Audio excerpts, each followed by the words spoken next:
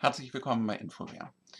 Ich möchte in diesem Video zeigen, wie man im Follow Me Editor eine Route zum Beispiel für Müllfahrzeuge erstellen kann.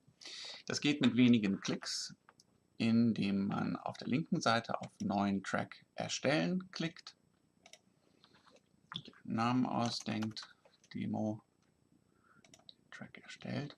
Und jetzt kann ich, wenn ich die Steuerungstaste gedrückt halte, Punkte setzen und die Route, die gefahren werden soll, in die Karte malen. Das ist jetzt hier eine ganz kurze Demo-Route. Ich habe jetzt einfach ein paar Punkte gesetzt. Und jetzt klicke ich hier links auf Route planen. Und jetzt sehen Sie, hier wird die Route schon erstellt.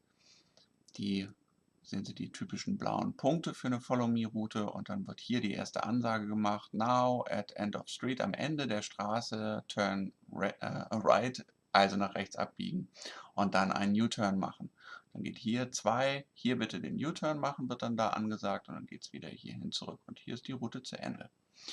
So, diese Route habe ich erstellt und jetzt möchte ich, dass sie auf das Navigationsgerät kommt. Hier ist die Liste noch leer. Ich auf Follow Me tippe, ist die Liste noch leer. Und wenn ich hier im Web jetzt auf Veröffentlichen klicke, bestätige das noch einmal. Das Veröffentlichen war erfolgreich.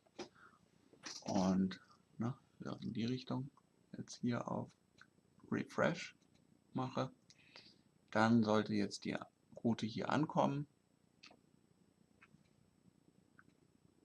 Schwupps, da ist sie.